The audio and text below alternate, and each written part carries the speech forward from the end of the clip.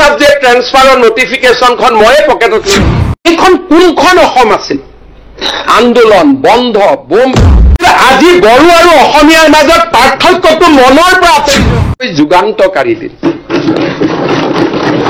we are not realizing the impact বিধানসভাখন ইয়াত আনি পেলাই আমি আৰু অলপ প্ৰভোগ কৰি থৈ যাওঁ সেই কাৰণে আমি ইয়াত অহা নাই যিখন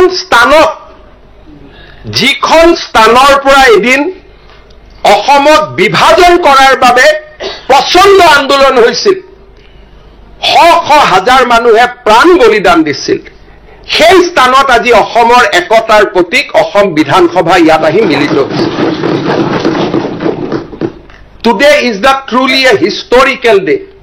আৰু এই কামখিনি কৰিবৰ কাৰণে বড়ো নেতৃত্বই কিমান ৰাইজক বুজাবলগীয়া হৈছে কিমান কম্প্ৰমাইজ কৰিবলগীয়া হৈছে আজি আপসু বড়ো সাহিত্য সভা এনডিএফবি ইউপিপিএল বিপিএল এই সমস্ত পলিটিক্যাল ক্লাছটো আমি যিমান শুভেচ্ছা নিদিও যিমান ধন্যবাদ নিদিও তাতকৈ কম বুলি ক'লেও ভুল কৰা ইয়াত আহি বহি অসম বিধানসভা কোকৰাঝাৰৰ বিটিআৰ ভৱনত আহি অসম বিধানসভা কৰা it was not a easy issue কোনেও কৰিব পৰা নাই কোনো অসমৰ মুখ্যমন্ত্ৰীয়ে বড়োলেণ্ডত এখন ৰাজনৈতিক সভা কৰি পোৱা নাই কোকৰাঝাৰত কোনেও পোৱা নাই ৰোড শ্ব' কৰি পোৱা নাই অসমৰ কোনো মুখ্যমন্ত্ৰীয়ে ইয়াৰ কলেজৰ বিদায় সভা নৱগাত সভা এখনতো আহি পোৱা নাই শিক্ষামন্ত্ৰীও কোনো আহি পোৱা নাই সাইকোলজিক্যালি এই মানুহখিনি আমাৰ পৰা আঁতৰি গৈ আছিল তেওঁলোকে জানে ৰাজ্য এখন কোনে বিচাৰে কোনে নিবিচাৰে তাৰ আগত আৰ্থিক অৱস্থা লুকাই থাকে যেতিয়া এখন ৰাজ্য নিৰ্মাণ হ'ব ৰাজ্য চলাবৰ কাৰণে ৰাজ্যৰ মানুহৰ পৰাই জিএসটি কালেক্ট কৰিব লাগিব ৰাজ্যৰ মানুহৰ পৰাই টেক্স কালেক্ট কৰিব লাগিব সো ৰাজ্য এখন কিমান ফিজিবল হি কিমান আৰ্থিকভাৱে হি কিমান কৰিব পাৰি এই গোটেইখিনি কথা প্ৰথমতে বিপিএফ পিছত ইউপিপিএল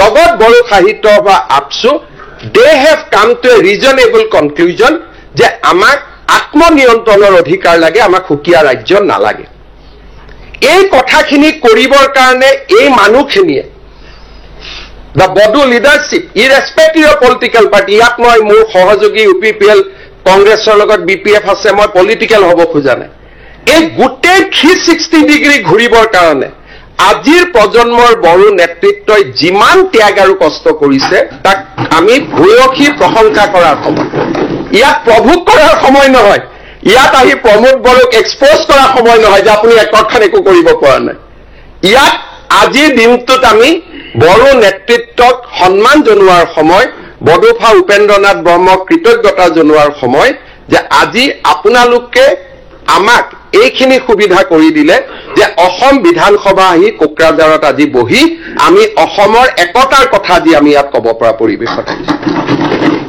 ইলেকশ্যন আহিব ইলেকশ্যন যাব আমাৰ বিৰোধী পক্ষত থাকিলে ইউজুৱেলি আমি ইস্যুজ বিচাৰো যে কোন ইস্যুত চৰকাৰক আমি টেক কৰিব পাৰো কিন্তু আপুনি যিয়ে নকক কিয় 10 জনে যিয়ে নকক কিয় অসমৰ এটলিষ্ট 40টা বছৰৰ ময়ে এজন অসমৰ মুখ্যমন্ত্ৰী য'ত 8টা দিন বিটিএডিত মই ৰাতি নিশা আছো বিটিএডিত মই মুক্তভাৱে ঘূৰো মুক্তভাৱে ৰেলী কৰো ৰাজনৈতিক সভা কৰো কলেজত যাওঁ ইউনিভাৰ্চিটিত যাওঁ আজি যোৱা কেইটামান বছৰত আমি সেই পৰিৱেশ নিৰ্মাণ কৰিছো আজি বিটিএডিত অসম বিধানসভা হৈছে অসম বিধানসভা ক'ত হয় কাৰো প্ৰয়োজন নাই অসমৰ বাহিৰত জানিবৰ কাৰণে প্ৰধানমন্ত্ৰী নৰেন্দ্ৰ মোদী ডাঙৰীয়া আৰু গৃহমন্ত্ৰী অমিত শ্বাহ ডাঙৰীয়াই শুভ বাৰ্তা পঠিয়াইছে because they realize the significance of today's sitting গতিকে আজিৰ সময়ছোৱা হৈছে যে কেনেকে আমি জনজাতীয়সকলৰ আত্মনিয়ন্ত্ৰণক সুদৃঢ় কৰিব পাৰো জনজাতীয় অজনজাতীয়সকলৰ মাজত সমন্বয়ৰ এটা নতুন বান্ধোন সৃষ্টি কৰিব পাৰো যেতিয়া মই ইয়াত বড়ো নেতৃত্বৰ কথা কৈছো you have also feel the pain of non-Bodo people living in the BTR আজি 60টা সমষ্টি বা 40টা সমষ্টি যেতিয়া 35টা ৰিজাৰ্ভেশ্যন হয় 30+5 মুকলি হয় এছাম বৃহত্তৰ ৰাইজে ৰাজনৈতিক অধিকাৰ অবিহনে জীয়াই থাকিবলগীয়া হয় তেওঁলোককো আজি দিনটোত আমি ধন্যবাদ জনাব লাগিব যে অসমৰ একতাৰ কাৰণে আজি বিটিআৰ অঞ্চলত বাস কৰা অনাবৰু সমাজখনেও সৰ্বোচ্চ ত্যাগ কৰিছে। It is not a easy things. আজি বিটিআৰত অলপ আগতে ৰাতিপুৱা মোৰ তাত মানুহ আহিছিলে, মাৰোৱাৰী মানুহ অলপ আহিছিল, তাৰপিছত অসমীয়া মানুহ। আজি নিকাচিৰ দৰে জাগাত অসমীয়া মানুহ, অসমীয়া ভাষী মানুহ 52 বানপানী টুটি গৈছিলে, 52 চনত তেওঁলোকে মাটিত বহি আছে, আজিলৈকে মাটিৰ অধিকাৰ পোৱা নাই। আৰু মই মুখ্যমন্ত্ৰী হিচাপে দিব নোৱাৰো, দিনে ৰাতিয়ে কথা পাতি আছো কেনেকে ৰাস্তা উলিয়াব পৰা যায়। BTR is a unique geographical area, য'ত 30% 40% বড়ো লোকেৰে 6 শিডিউল হৈছে আৰু 60% লোকে বড়ো সমাজৰ নেতৃত্বক মানি লৈছে at the risk of there different rights. এই জাগাটোত আমাৰ দায়িত্ব আছে। বড়ো আৰু অনাবড়ো সমাজৰ মাজত আমি অসমৰ আজিৰ দিনটোত অসমৰ আমি অভিভাৱক শব্দটো নকওঁ, আমি অসমৰ আজি সেৱক। অসমৰ মানুহে আমাৰ মুখলৈকে চাই আছে। বড়ো আৰু নন বড়ো লোকৰ মাজত সমন্বয় সৃষ্টি কৰাৰ দায়িত্ব আমাৰ। It is not a easy 6 schedule, it is a very difficult 6 schedule. Karbi আলং ডিমা হাছাওতকৈ ইয়াৰ পৰিৱেশ বহুত জটিল আছিল।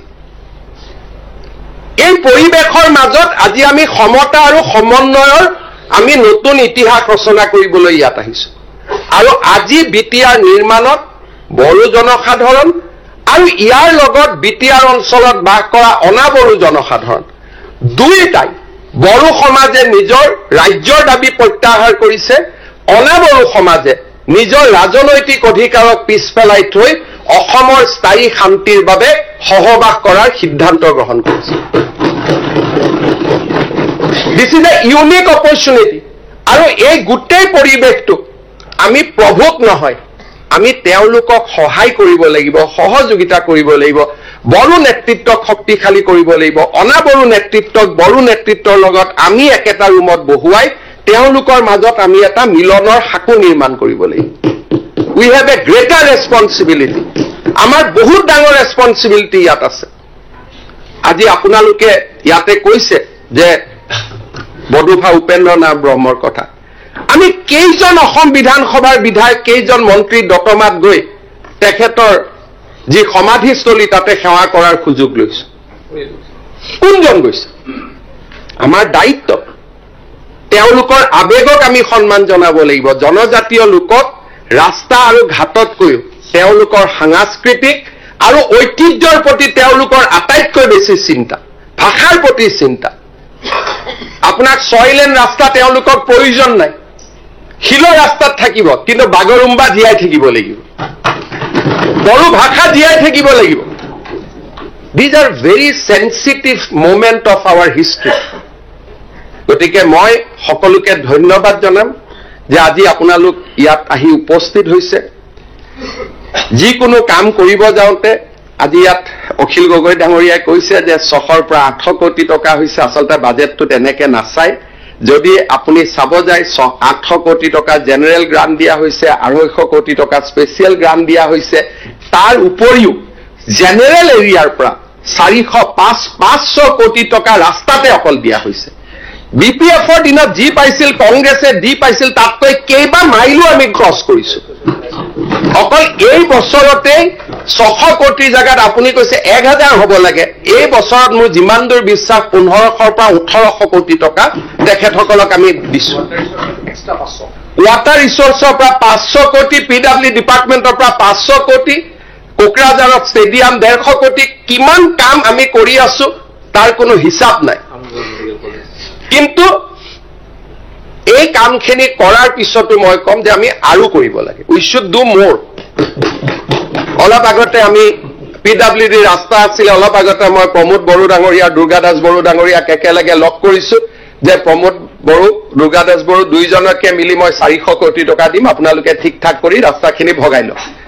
চব এইখন চৰকাৰ একেবাৰে নহলে আজি এই সভা আপুনি ইয়াত কৰিবই নোৱাৰে। সকলোৰে মুখত সাফল্যৰ হাঁহি। EM, BTC, CM আপুনি কৈ আছে বড়োলেণ্ড একত ইমপ্লিমেণ্ট হোৱা নাই। আপোনাৰ লগত প্ৰমোদ বড়োৱে ভাত খাওঁ থাকোঁতে আপোনাক বুজাই আছে যে আমাৰ কামবোৰ হৈ আছে, আপুনি কৈছে হোৱা নাই। তাৰমানে সকলোৰে মুখত সকলোৱে আজি বুজি পায় যে this is a sincere government, they are trying to do whatever they can do, but this is a sensitive area. আপুনি কোৱাৰ দৰে উলিয়াই দিয়ক গাঁও, সুমুৱাই দিয়ক গাঁও, তেনেকে হলে ইয়াতে সঁচাকৈ আপুনি কোৱাৰ দৰে অস্ত্ৰৰ জনজননী আৰম্ভ হ'ব। বড়ো সমাজক মৰম লাগে, সন্মান লাগে। আজি আপুনি বিশ্বাস কৰিব, আপুনি কৈছে যে কি কৰিছে, কোকৰাঝাৰত বড়োলেণ্ড ইউনিভাৰ্চিটি আছিল, আজি একেখন এই সৰু কোকৰাঝাৰতে মই আৰু এখন কোকৰাঝাৰ ইউনিভাৰ্চিটি কৰাৰ প্ৰস্তাৱ দিছো। মাত্ৰ এই সৰু চহৰতে অসমত দুখন ইউনিভাৰ্চিটি হ'ব। এতিয়া আপুনি শুনাৰ পিছতে কালি মোক ক'ব যে শিৱসাগৰটো কৰিব লাগে বুলি। আৰু যিমান কাম হৈ আছে মই যদি লিষ্টখন দিব যাওঁ, কালি পৰহি বিধায়কসকলে মোক ক'ব এইবিলাকতো গমেই পোৱা নাছিলো আমাৰ তাত কিয় হোৱা নাই বুলি। এই সাফল্যৰ হাঁহি পুলিচ মিলিটাৰী একো নলগোৱাকৈ এই যে সকলোৰে মুখত আজি সাফল্যৰ হাঁহি দেখিছে, this is absolutely hard work right from prime minister to the people of Bodoland. আজি তেওঁলোকৰ কমপ্লিট বড়ো, ওদালগুৰি, কোকৰাঝাৰৰ সাম্প্ৰদায়িক সংঘৰ্ষ টুডে হোৱাট ইজ দেয়াৰ। আজি কংগ্ৰেছ দলে কৃতিত্ব লয় যে সংখ্যালঘুৰ আটাইতকৈ আমি বন্ধু বুলি।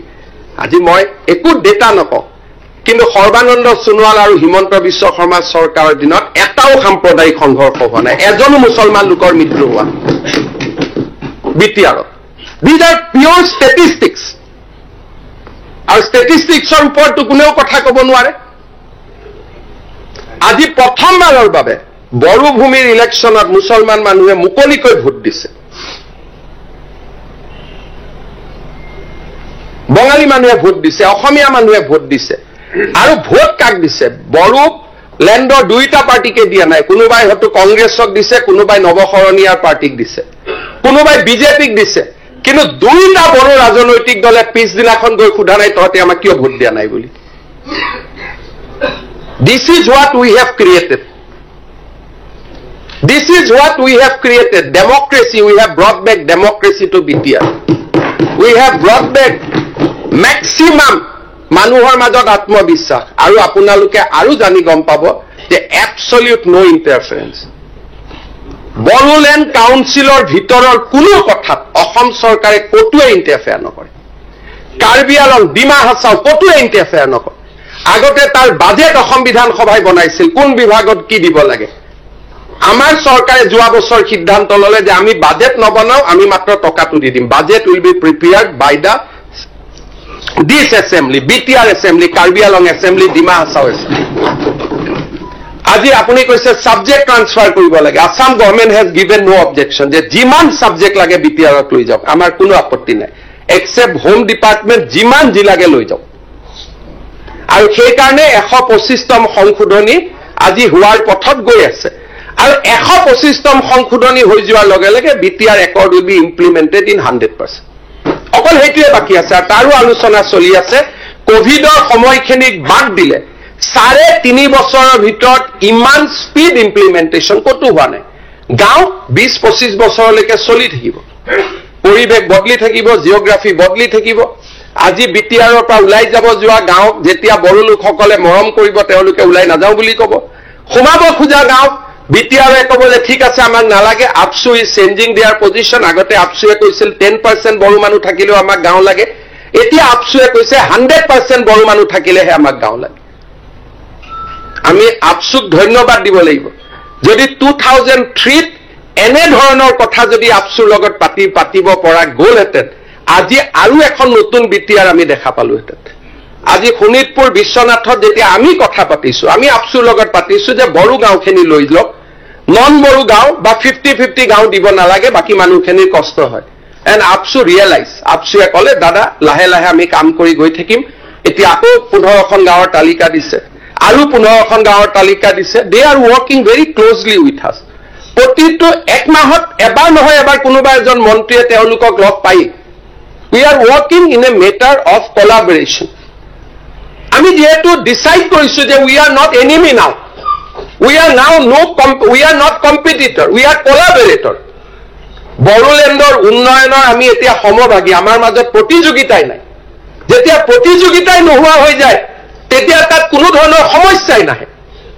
আৰু সেইকাৰণে এই বড়োলেণ্ড একৰ্ড অসম চুক্তিক যেনেকে আমাৰ 85ত অসম চুক্তি হোৱাৰ পিছত আছুৰ লগত প্ৰতিদ্বন্দ্বী মনোভাৱ লোৱাৰ কাৰণে কলাবৰেটিভ মনোভাৱ নোলোৱাৰ কাৰণে অসম চুক্তিখন সফল নহল বড়ো চুক্তিক আমি প্ৰথম দিনাৰ পৰা আৰু যদি পুৰণা আৰু দূৰ আগলৈকে মনত পেলাও 2003ত যেতিয়া বড়ো চুক্তি স্বাক্ষৰিত হয় হাগ্ৰামা মহিলাৰ CM আছিল বড়ো চুক্তিৰ প্ৰথম বৰ্ষৰ দিনা অল সাবজেক্ট ট্ৰান্সফাৰৰ নোটিফিকেশনখন ময়ে পকেটত লৈ আহি ইয়াত হস্তান্তৰ কৰিছো বিকজ আই এম ভেৰি সেনচিটিভ যে আমি জনজাতীয় লোকসকলক তেওঁলোকৰ সন্মান দিব লাগিব সেইকাৰণে আজিৰ অসম বিধানসভা ইয়াত অনুষ্ঠিত কৰাৰ একমাত্ৰ উদ্দেশ্য আছিল যে বড়ো নেতৃত্বক যি দলৰ নহওক যি অনুষ্ঠানৰ নহওক ইৰেসপেক্টিভ অফ পলিটিক্যাল এফিলিয়েশন হিয়া উজাৰি অভিনন্দন জনোৱা যে আপোনালোকে এখন নতুন অসম নিৰ্মাণত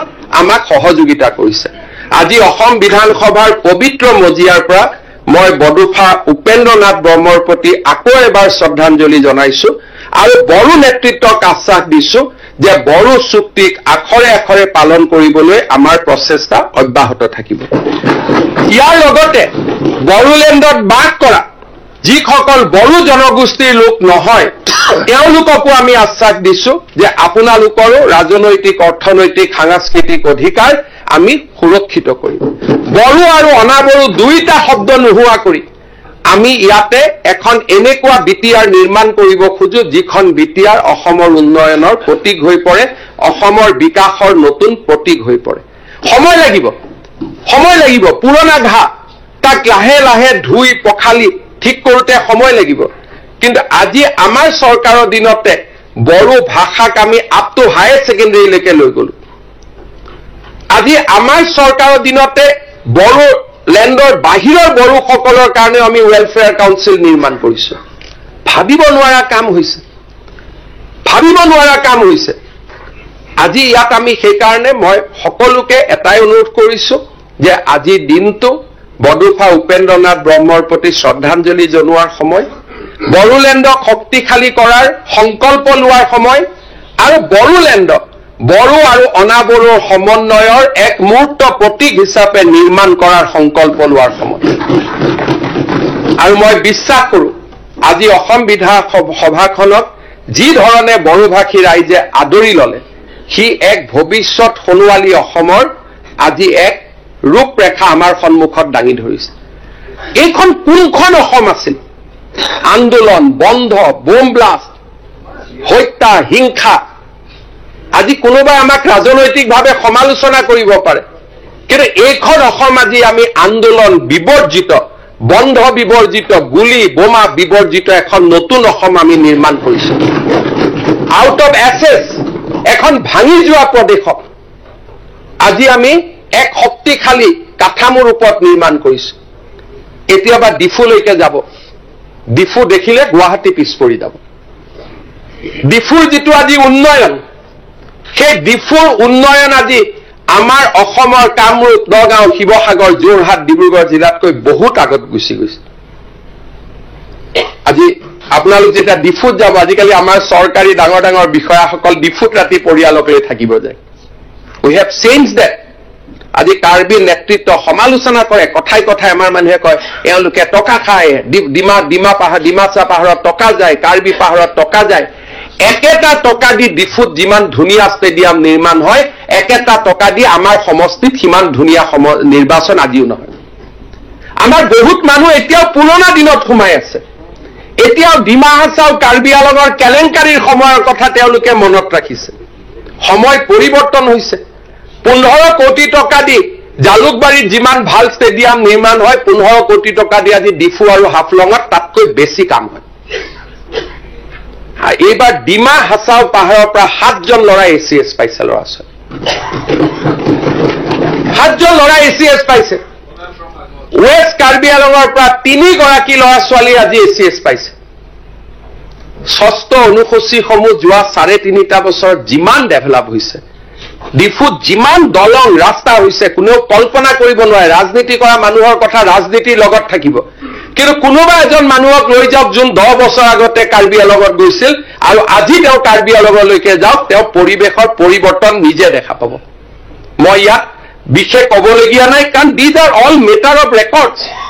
আজি ডিমা হাছাওত যি পৰিৱৰ্তন হৈছে, ডিমা হাছাওখনত আজি মানুহে মানিব আৰম্ভ কৰিছে যে ডিমা হাছাওখনে অসমৰ এক নেক্সট শ্বিলং হ'ব গৈ আছে। আজি আমি নাযাওঁ কাৰণে গম নাপাওঁ। আজি কোনোবাই ইয়াত কোকৰাঝাৰত আজি বহুত দিনৰ মূৰত যিসকল আহিছে তেওঁলোকে ভাবিব পাৰে নেকি ইমান ডাঙৰ ডেভেলপমেণ্ট? কোনোবাই ভাবিব পাৰে নেকি যে বিটিআৰত ইমান ডাঙৰ এছেম্বলি, বিটিআৰ ইউনিভাৰ্চিটি, বিটিআৰত কোকৰাঝাৰ ইউনিভাৰ্চিটি, মানুহে ভাবিব নোৱাৰে। এইখনতে মেডিকেল কলেজো আছে কোকৰাঝাৰত, ইঞ্জিনিয়াৰিং কলেজ আছে, এতিয়া CIT আছে, চাই জাগাত ষ্টেডিয়াম বনাবৰ কাৰণে 150 কোটি টকা ফুটবল ষ্টেডিয়াম হৈছে।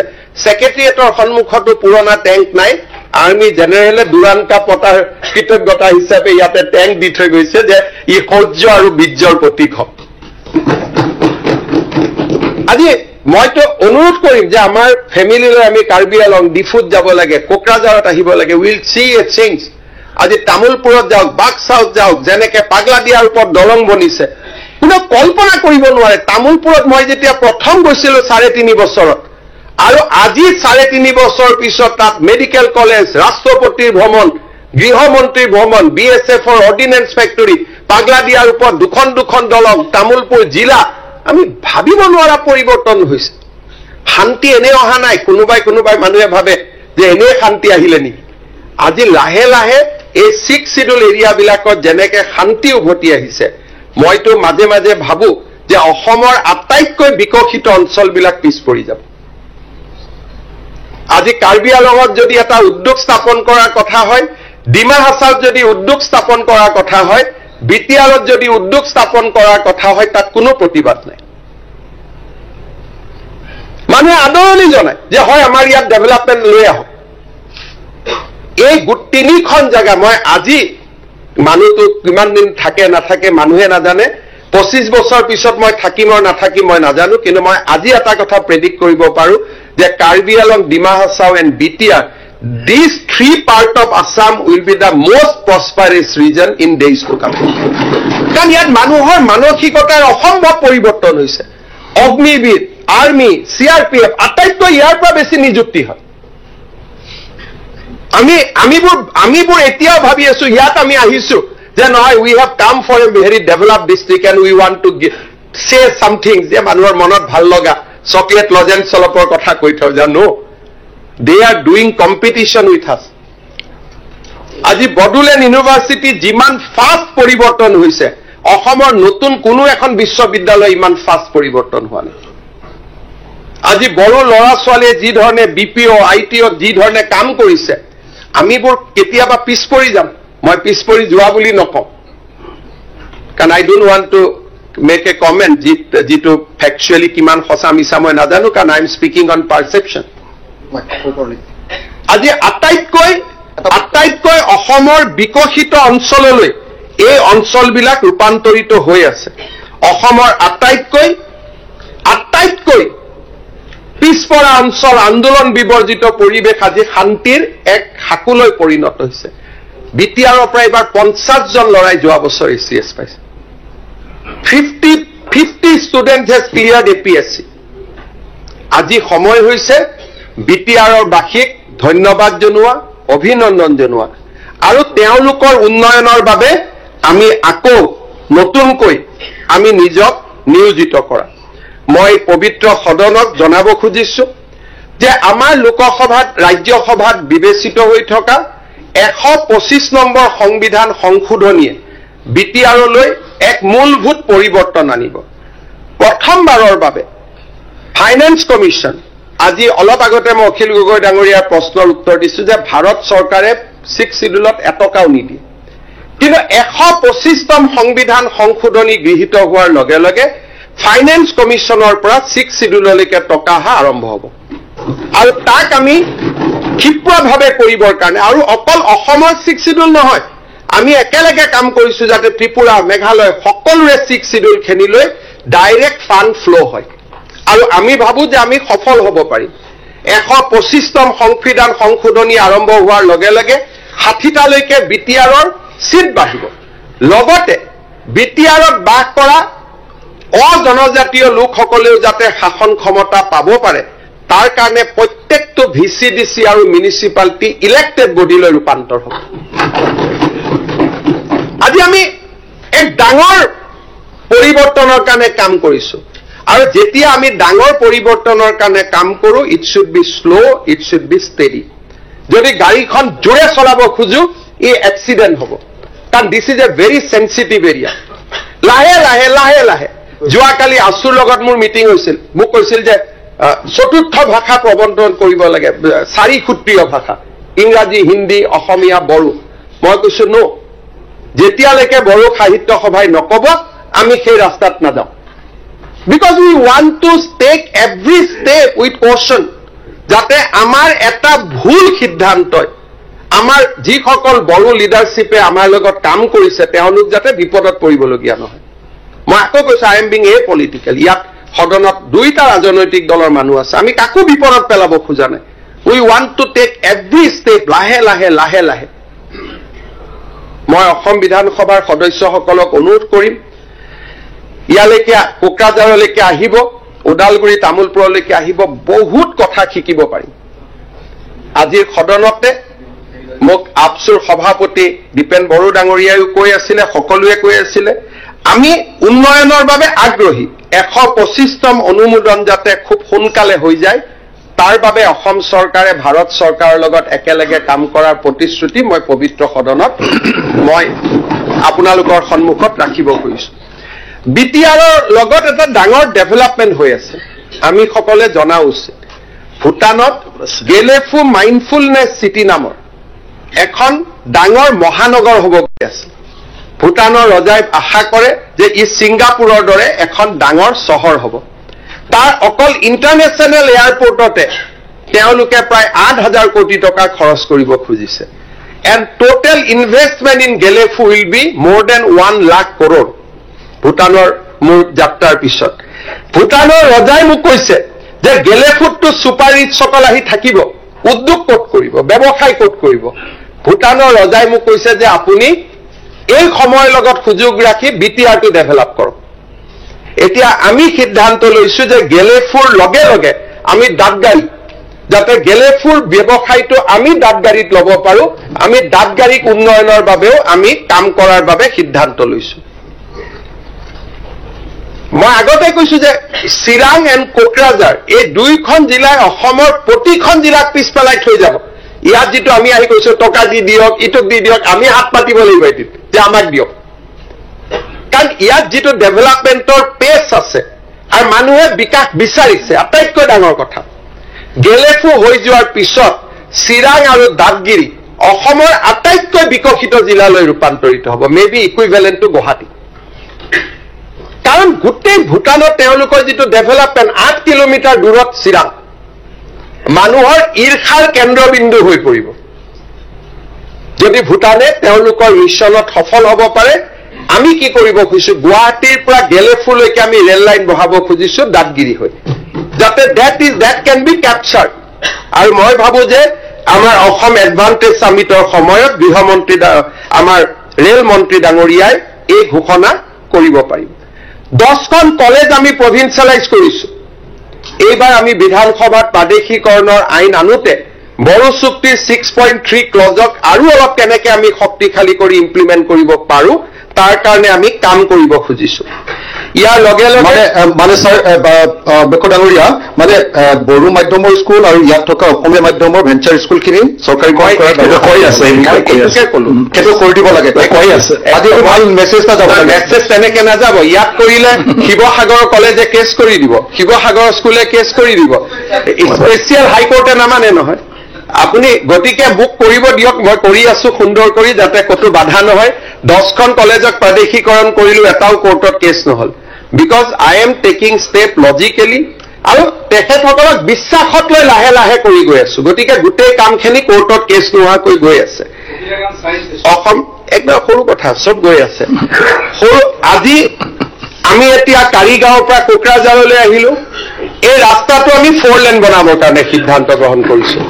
কোকৰাঝাৰৰ পৰা কাৰিগাঁৱলৈকে যোৱা ৰাস্তাটো আমাৰ ভুটানৰ নেশ্যনেল হাইৱেৰ পৰা সৰলপাৰালৈকে যোৱা ৰাস্তাটো আমি 4 লেন বনাব খুজিছো ফৰেষ্টখিনি 3 লেন বাকীখিনি 4 লেন আজি এই ধৰণৰ অসম মালাৰ আটাইতকৈ ডাঙৰ ইনভেষ্টমেণ্ট BTRত হৈ আছে।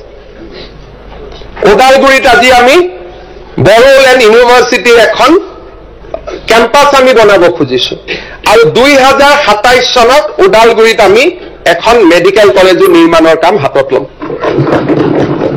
These are all in our proposals. আপুনি যিটো 700-400 কোটি দেখুৱাইছে এইবিলাক বিট কৰি আমি কেতিয়াবাই পাৰ কৰিলো সেইবোৰ। সেইকাৰণে ইয়াত কোনো এজন BTRৰ MLA পোৱা নাই যে আমাক পইচা দিয়া নাই, আমাক চোৱা নাই। Because they knows the story date we are. আজি বাজেটতো আমি কৈছো যে আমি তেনেকে আগবাঢ়ি গৈ আছো। BTRত যেনেকে আমি আগবাঢ়ি গৈছো, কাৰ্বি আংলঙত ডিমা হাছাও জিলাৰ ৰাস্তা বনাবৰ কাৰণে মই ৱৰ্ল্ড বেংকৰ পৰা 4,000 কোটি টকা আনিছো। 4,000 crores for one district. কোনোবাই কল্পনাও আমি কৰিব নোৱাৰো 6 শিডিউলৰ কাৰণে আমি ইমান কাম কৰিছো যে ডিমা হাছাও জিলাৰ গোটেই কেইটা ৰাস্তা নিৰ্মাণ কৰাৰ কাৰণে 4,000 কোটি টকা। এটা নন্দিতা গালুচাৰ এটাই সমষ্টি, তাত দুটা সমষ্টি নাই, এটাই সমষ্টি 4,000 কোটি টকা। আৰু কাৰ্বি পাহাৰত আজিৰ দিনটোত নাই বুলিও 3,000 কোটি টকাৰ ওপৰৰ ৰাস্তাৰ কাম হৈ আছে। ভাবিব নোৱাৰা। সেইকাৰণে যেতিয়া আমি গুৱাহাটীত যাম আলোচনা কৰি, মই আজি ইয়াত ক'ব খোজা নাই, আমি গোটেই কাগজ বনাব, আমি আপোনালোকক তথ্য সহকাৰে ক'ব পাৰিম। আজিৰ মাত্ৰ এই বিধানসভাখনৰ উদ্দেশ্য অধ্যক্ষ মহোদয়ৰ প্ৰচেষ্টাত আমি একতাৰ প্ৰতীক হিচাপে আজি ইয়াত আহিছো। বাকী আলোচনাটো আমি গুৱাহাটীতো গৈ কৰি থাকিব পাৰিম। আজি মাত্ৰ ইয়াত আমি আহিছো বডোফা উপেন্দ্ৰনাথ ব্ৰহ্মৰ প্ৰতি অসম বিধানসভাৰ আনুষ্ঠানিক শ্ৰদ্ধাৰ্ঘ্য নিবেদন কৰাৰ কাৰণে। Today, formally we are paying our tributes to Bodofa Upendranath ব্ৰহ্ম।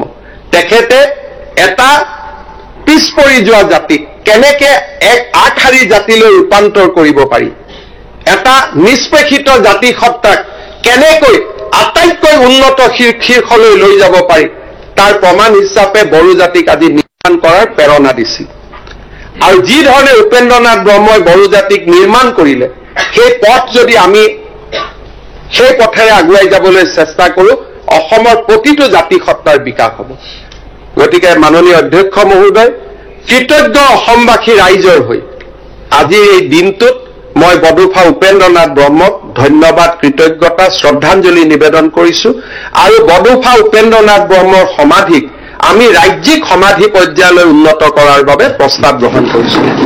তেখেতৰ সমাধিস্থলীক আমি এক সুন্দৰ আৰু ৰাজ্যিক পৰ্যায়ৰ এক পৰ্যায়লৈ আমি লৈ গৈ আৰু তেখেতৰ জন্ম দিৱসটো ৰাজ্যিক পৰ্যায়ত ৰাজ্য চৰকাৰে সদায় দতমাত পালন কৰাৰ বাবে তেখেতৰ সমাধিত অনুষ্ঠান হিচাপে পালন কৰাৰ বাবে ৰাজ্যৰ সাংস্কৃতিক বিভাগে কাম কৰিব। ইয়াৰ লগে লগে তেখেতৰ জন্ম দিৱসটো আমি পালন কৰি আহিছো আৰু আমি প্ৰত্যেক দিনাই ছাত্ৰ দিৱস হিচাপে পালন কৰিম। দুটা কথাৰে মই সামৰণি মাৰিম। মই এটা কথা আকৌ এবাৰ কৈছো যে যি ধৰণে সংবিধান সংশোধনীৰ প্ৰস্তাৱ আছে আৰু যি ধৰণে বৰ্তমানৰ পৰিৱেশ, সেই পৰিৱেশে এটা কথা স্পষ্ট কৰি দিয়ে যে BTRৰ নেতৃত্ব সদায় বড়োভাষী ৰাইজৰ লগত থাকিব। কাৰণ যদি 60টা সমষ্টিৰ 45টা সমষ্টি শিডিউল ট্ৰাইবৰ কাৰণে ৰিজাৰ্ভেশ্যন, তাৰমানে ইয়াৰ ৰাজনৈতিক অধিকাৰ সদায় বড়ো লোকসকলৰ মাজত থাকিব। তেওঁলোকৰ দায়িত্ব হ'ব অনাবড়ো লোকসকলক মৰমৰ চকুৰে চোৱা। তেওঁলোকৰ দায়িত্ব হ'ব তেখেতসকলকো সমাজৰ প্ৰতিটো পৰ্যায়তে আগুৱাই লৈ যোৱা। মই অসমবাসী ৰাইজৰ হৈ আমাৰ BTRত বাস কৰা অনাবড়ো লোকসকলৰ কল্যাণ আৰু কুশলৰ দায়িত্ব বড়ো জনগণৰ ওচৰত অৰ্পণ কৰিব খুজিছো। কাৰণ তেখেতসকলৰ কল্যাণৰ কথা চিন্তা কৰা অসমৰ মুখ্যমন্ত্ৰী হিচাপে মোৰ দায়িত্ব। কিন্তু BTRত মোৰ সীমিত ক্ষমতাৰ বাবে এই দায়িত্ব মই পালন কৰিবলৈ অসমৰ্থ। কাৰণ সংবিধানে মোক ইয়াত বহুত কাম কৰিবলৈ অধিকাৰ নিদিয়ে। মই আজিৰ এই সুন্দৰ দিনটোত মই বড়ো নেতৃত্বক অনুৰোধ কৰিম যে আপোনালোকে যাতে এইখন BTRত বাস কৰা অনাবড়ো লোকসকলৰ সাংস্কৃতিক, শৈক্ষিক, ৰাজনৈতিক অধিকাৰক সুৰক্ষিত কৰে। আমাৰ বড়োলেণ্ড অঞ্চলত বাস কৰা অসমীয়া ভাষী লোক, কোচ ৰাজবংশী লোক, শৰণীয়া, কছাৰী, ৰাভা, এই বিভিন্ন লোকে তেওঁলোকে বিভিন্ন সমস্যাৰ আজি সন্মুখীন হৈ আছে আৰু তেওঁলোকৰ সমস্যাসমূহ সমাধান কৰাত নেতৃত্ব লোৱাৰ দায়িত্ব আমাৰ বড়ো নেতৃত্ব। বড়োলেণ্ডত বাস কৰা সংখ্যালঘু জনতাই এতিয়াও নিৰাপত্তাৰ অভাৱ কৰবাত অনুভৱ কৰে। তেওঁলোকৰ নিৰাপত্তাৰ অভাৱ দূৰ কৰাটো বড়ো নেতৃত্বৰ দায়িত্ব। ইয়াত মই ৰাজনীতি কৰিব খোজা নাই। মই আজিৰ এই দিনটোত, সুন্দৰ দিনটোত, বড়ো নেতৃত্বক বড়োলেণ্ডত বাস কৰা অনাবড়ো লোকসকলৰ কল্যাণৰ বাবে কাম কৰিবলৈ আহ্বান জনাম। বহুতখিনি কাম হাতত লোৱা হৈছে আৰু যাতে তেওঁলোকে এই কামত অগ্ৰসৰ হয়, কাৰণ মই বড়োলেণ্ডৰ এক সোণোৱালী ভৱিষ্যত মই দেখা পাওঁ। মই দেখা পাওঁ যে আমাৰ ইয়াত বাস কৰা আদিবাসী লোকসকল, আমাৰ ইয়াত বাস কৰা কোচ ৰাজবংশী লোকসকল, আমাৰ ইয়াত বাস কৰা শৰণীয়া কছাৰী, মদাহী, ৰাভা, বিভিন্ন সৰু সৰু জাতি সত্তা, অসমীয়া ভাষী লোকসকল আৰু তাৰ লগত সংখ্যালঘু লোকসকল, এই গোটেই লোকসকলৰ লগত যদি বড়ো নেতৃত্বই একেলগে কাম কৰে, বড়োলেণ্ড অসমৰ নহয় ভাৰতৰ ভিতৰতে আটাইতকৈ বিকশিত অঞ্চলত ৰূপান্তৰ হ'ব। ঠিক তেনেদৰে মই কাৰ্বি আলং আৰু ডিমা হাছাও জিলাতো কাৰ্বি ৰাইজ আৰু ডিমাছা ৰাইজক, অডিমাছা আৰু অনা কাৰ্বি লোকসকলৰ ৰাজনৈতিক, অৰ্থনৈতিক আৰু সাংস্কৃতিক অধিকাৰ সুৰক্ষিত কৰাৰ কাৰণে আহ্বান জনাম। কাৰণ সংবিধানৰ 125তম সংশোধনে কাৰ্বি আলঙতো আৰু ডিমা হাছাওতো সদায়ৰ বাবে জনজাতীয় লোকসকলৰ ৰাজনৈতিক অধিকাৰ সাব্যস্ত কৰিব। 60টা চিটৰ তাতো 45টা চিট শিডিউল ট্ৰাইবৰ বাবে ৰিজাৰ্ভেশ্যন হ'ব। তাৰমানে কাৰ্বি, ডিমাছা আৰু আমাৰ বড়োলেণ্ডত কেতিয়াও বড়ো লোকসকল, ডিমাছা লোকসকল, কাৰ্বি লোকসকলৰ ৰাজনৈতিক যিটো শ্বেয়াৰ অফ পাৱাৰ, তাক কেতিয়াও সীমিত নহয়। তেনে পৰিৱেশত আজি কোনোবাই যদি কয় হিমন্ত বিশ্ব শৰ্মা সদায় কাৰণে মুখ্যমন্ত্ৰী হৈ থাকিব, সি তৃপ্তিৰ কথা নহয়, সি মানুহক দায়িত্বৰ আভাস দিয়ে যে তুমি যিহেতু দীৰ্ঘকালীন মুখ্যমন্ত্ৰী হবা, গতিকে তুমি বেছিকৈ দায়িত্ব ল'ব লাগিব। আমি ব্যক্তিৰ কথা কোৱা নাই, বহুদিনলৈ বড়োলেণ্ডত বড়ো, কাৰ্বি আলঙত কাৰ্বি, ডিমা হাছাওত ডিমাছা লোকসকলে শাসনতন্ত্ৰ পৰিচালনা কৰিব। এনে এক মুহূৰ্তত সেই জিলাৰ, সেই কাউন্সিলৰ অনাবড়ো, অনা ডিমাছা, অনা কাৰ্বি লোকসকলৰ সুৰক্ষা আৰু বিকাশৰ চিন্তা কৰাটো তেখেতসকলৰ দায়িত্ব হ'ব। আৰু মই ভাবো এনেধৰণে কাম কৰিলে বডোফা উপেন্দ্ৰনাথ ব্ৰহ্মৰ সপোন সাকাৰ হ'ব। পুনৰ এবাৰ মই অসম বিধানসভাৰ সন্মানীয় অধ্যক্ষ বিশ্বজিৎ দৈমাৰী ডাঙৰীয়াক ধন্যবাদ জনাইছো। আপোনালোকে পৰিৱৰ্তন চাওক। আজি অসমীয়া ভাষাত ধ্ৰুপদী হ'ল। বিশ্বজিৎ দৈমাৰী এজন বড়ো ভাষাৰ লোক। তেখেতে আজি অসমীয়া ভাষাক প্ৰশংসা কৰি যিখিনি কথা ক'লে, অহাকালি গুৱাহাটীত কৈও শেষ কৰিব পাৰিলেহেঁতেন। কিন্তু আজি বড়ো আৰু অসমীয়াৰ মাজত পাৰ্থক্যটো মনৰ পৰা আঁতৰি যোৱাৰ বাবে বিশ্বজিৎ দৈমাৰীয়ে কোকৰাঝাৰত অধ্যক্ষৰ আসনত বহি অসমীয়া ভাষাৰ 1500 বছৰৰ ইতিহাসৰ কথা ক'ব পাৰিছে। ইউ কেন ইমাজিন। আৰু বিশ্বজিৎ দৈমাৰী কোন? বড়োলেণ্ড আন্দোলনৰ আটাইতকৈ শীৰ্ষ পৰ্যায়ৰ নেতাসকলৰ মাজত তেখেত এজন। যেতিয়া পঢ়ি গৈছে, মই অস্বস্তিত পৰি আছো। মোৰ লগত যদি মোবাইল থাকিলেহেঁতেন মই বিশ্বজিৎ দৈমাৰীক ক'লোহেঁতেন, এইখিনি কথা ইয়াত নকৈ গুৱাহাটীত ক'লেও হ'ব। কিন্তু তেওঁ সহজভাৱে কৈ আছে, কাৰণ তেওঁলোকে মূৰৰ পৰা এইটো বাদ দি দিছে। কাৰণ তেখেতসকলে জানে যে এতিয়া প্ৰতিজন অসমীয়াই বড়ো ভাষাৰ উন্নতি বিচাৰে। এতিয়া প্ৰতিজন অসমীয়াই বড়ো জাতিৰ কল্যাণৰ কথা চিন্তা কৰে। অসমীয়া বড়োৰ সংঘাত এতিয়া পুৰণা হ'ল। এতিয়া অসমীয়াই উগ্ৰ জাতীয়তাবাদক বিশ্বাস নকৰে আৰু অসমীয়াই বড়ো লোকসকলক একেলগে লগত লৈ কাম কৰাৰ আমি মহান অসম, বৰ অসম নিৰ্মাণৰ পোষকতা কৰোঁ। বিশ্বজিৎ দৈমাৰীক মই ধন্যবাদ জনাম। তেওঁ আজি অজস্ৰ সাহসৰ পৰিচয় দিছে। অখিল গগৈ ডাঙৰীয়া, আপুনি কৈ থাকোঁতে you could not see the implication. আপোনালোকে এইবিলাক কথা বুজিব নোৱাৰে। অসমত যিমান ডাঙৰ ডাঙৰ পৰিঘটনা ঘটি গৈ আছে, কাৰণ আমি এতিয়াও কাৰোবাৰ পৰিয়াল, কাৰোবাৰ কিবা টানা টানি কৰি ৰাজনীতি কৰাৰ কামতে আমি ব্যস্ত হৈ আছো। কাৰণ আমাৰ কাৰণে হিমন্ত বিশ্ব শৰ্মা, চন্দ্ৰমোহন পাটোৱাৰীতকৈ আমাৰ ঘৈণীয়েকবিলাক বেছি ইম্পৰ্টেণ্ট। কাৰণ আমি সিমান সীমিত দি আমি আগবাঢ়ি গৈ আছো। আৰু তাৰ ফলত এনে ডাঙৰ পৰিঘটনাবিলাক লোকচক্ষুৰ পৰা আঁতৰি গৈ আছে। আমি মৰণশীল, কিন্তু বিশ্বজিৎ দৈমাৰীয়ে অসমীয়া ভাষাৰ গৰিমা বৰ্ণনা কৰি আজি যিখিনি কথা কৈ গ'ল, this became a part of record of the Assam assembly. মই বিশ্বজিৎ দৈমাৰীক অন্তৰৰ পৰা অভিনন্দন জনাম, আৰু এইকাৰণে জনাম, যদি এইখন আসনত চন্দ্ৰমোহন পাটোৱাৰী বহি থাকিলেহেঁতেন মই নকলোহেঁতেন। বিশ্বজিৎ দৈমাৰী আপচুৰ এজন উচ্চ শাৰীৰ নেতা আছিল, আৰু সহজভাৱে কৈ আছে, সকলোৱে অনুভৱ কৰিছে, সহজভাৱে কৈ আছে। হি হেজ ন' ফিলিংছ যে মই বড়ো, মই অসমীয়াৰ কথা কৈ আছো। দিছ ইজ হোৱাট, এইখনেই নতুন অসম আজি আমি যোৱা 3.5 বছৰত নিৰ্মাণ কৰিছো। আমি একো কৰিব পৰা নাই কাৰোবাৰ ভাষাত, কিন্তু এইখন নতুন আমি অসম নিৰ্মাণ কৰিছো, যিখন অসমৰ কল্পনাও আজিৰ পৰা 4 বছৰ আগত কোনেও কৰিব পৰা নাছিল। আৰু একে ব্যৱস্থা মিচিং অঞ্চলত গলে মিচিং ৰাইজৰ মাজত এনেকুৱাই মৰম পাব, তিৱা অঞ্চলত গলে তিৱা ৰাইজৰ মাজত এনেকুৱা মৰম পাব, ৰাভা অঞ্চলত গলে ৰাভা ৰাইজৰ মাজত এনেকুৱাই মৰম পাব। এই ধৰণৰ সোণোৱাল কছাৰী গাঁৱত গলে একেধৰণে মৰম পাব। জনজাতীয় লোকসকলৰ মাজত আজি আস্থা আৰু বিশ্বাসৰ নতুন পৰিৱেশ এটা আৰম্ভ হৈছে। মই আশা কৰিম আমি সাৱধানতাৰে, সতৰ্কতাৰে কাৰ্বি পাহাৰ, ডিমাচা পাহাৰ আৰু বড়োলেণ্ডৰ বিকাশৰ বাবে আকৌ এবাৰ নিজক সমৰ্পণ কৰিম। বড়োলেণ্ডৰ ৰাস্তা ঘাট উন্নয়নৰ বাবে যোৱা 2 বছৰত মই 500-1000 কোটি টকা দিছিলো। আজি আকৌ এবাৰ 500 কোটি টকাৰ নতুন পেকেজ এটা মই বিধানসভাৰ মজিয়াৰ পৰা ঘোষণা কৰিছো। আমাৰ বিধায়কসকলৰ লগত ইতিমধ্যে মই কথা বতৰা পাতিছো। আধা তালিকা বিধায়কসকলে দিব, আধা তালিকা বিটিআৰে দিব, আৰু সুন্দৰভাৱে আমি বড়োলেণ্ড নিৰ্মাণৰ কামত নিজক ব্ৰতী কৰিম। একেধৰণে ডিমা হাছাওৰ কাৰণে 100 কোটি টকা আৰু কাৰ্বি আলঙৰ বাবে 200 কোটি টকা আজি বিধানসভাৰ পৰাই মই ঘোষণা কৰিছো।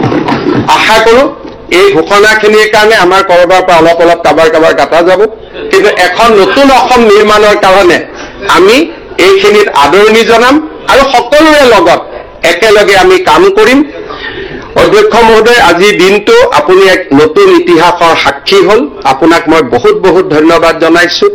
আকৌ এবাৰ ৰিপিটেশ্যন কৰিছো, যিখন স্থানত অসমৰ মুখ্যমন্ত্ৰী আহিব পৰা নাছিল, সেইখন স্থানত আজি আপুনি অসম বিধানসভা লৈ আহিছে। ই সাধাৰণ পৰিঘটনা নহয়। কোকৰাঝাৰত বহু দিন আছিল, আজি UDFৰ নেতাসকল কোকৰাঝাৰত আহি বিধানসভা কৰিছে। সেই দিনটোলৈকে মনত পেলক, কোকৰাঝাৰ আৰু ওদালগুৰিৰ সাম্প্ৰদায়িক সংঘৰ্ষৰ পৰিৱেশ। কোকৰাঝাৰত যে কেতিয়াবা আপোনালোকে এনেকে দিনত আহিব পাৰিব, তাক সেই দিনটোত হয়তো বহুতে কল্পনাও কৰা নাছিল। কিন্তু আজি অকল আমি অহাই নহয়, ইয়াতে বহি আমি আলোচনাত ভাগ লৈছো। এই নতুন অসমখন চিৰস্থায়ী হওক, এই নতুন অসমখন কীৰ্তিমান হওক, এই নতুন অসমৰ আভা আৰু শোভাই সমগ্ৰ বিশ্বক জিলিকাই তোলক। আজিৰ এই দিনটোত পৰম পিতাৰ ওচৰত তাকে কামনা কৰিছো। প্ৰত্যেকজন মুখ্যমন্ত্ৰীৰ কাৰ্যকালৰ এটা হাই পইণ্ট থাকে। মুখ্যমন্ত্ৰীসকলক সোধে আপোনাৰ কাৰ্যকালৰ আটাইতকৈ সফল কি? কোনোবাই ক'ব মই এইমছ আনিছো, কোনোবাই ক'ব মই ব্ৰহ্মপুত্ৰৰ ব্ৰিজ আনিছো, কোনোবাই ক'ব মই কোভিড কৰিছো। মোৰ মুখ্যমন্ত্ৰীৰ কাৰ্যকালৰ আটাইতকৈ উল্লেখযোগ্য গৌৰৱময় দিন হৈ থাকিব কোকৰাঝাৰত অসম বিধানসভাৰ অধিৱেশন। This is the high point of my career.